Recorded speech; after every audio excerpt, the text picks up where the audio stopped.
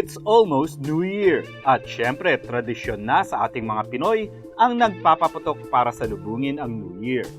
Nandyan pa mga iba't ibang firework displays na additional attractions. Pero kahit nakaugalian na natin ito, alam natin na ipinagbabawal ito sa mga lansangan dahil sa panganib na maaring maidulot nito sa ating kalusugan. Ang pagpapaputok ay isa sa mga pangunahing dahilan kung bakit marami ang napuputulan at nasusugatan tuwing bisperas ng bagong taon. Ngunit hindi lang yan, ang mga usok na galing sa paputok ay maaring makaapekto rin sa atin, lalong-lalo na sa ating baga. Ayon sa Department of Ecology sa Amerika, maraming nakakalasong chemical ang meron sa usok ng paputok. Ang paglanghap sa mga ito ay pwedeng magdulot ng mga karamdaman tulad na lang ng lung inflammation, reduced lung function, asthma-like symptoms, at asthma attacks. At kahit na malakas pa ang inyong resistensya, ito'y pwede pa ring magdala ng nose and throat irritation, pag-ubo, pagkakaroon ng plema, pagsikip sa dibdib, at mahirap na paghinga. Kaya bago pa magbagong taon,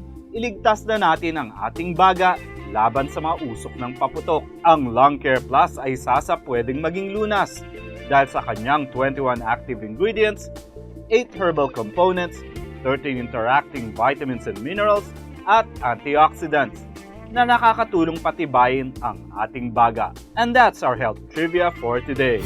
This portion was brought to you by Lung Care Plus.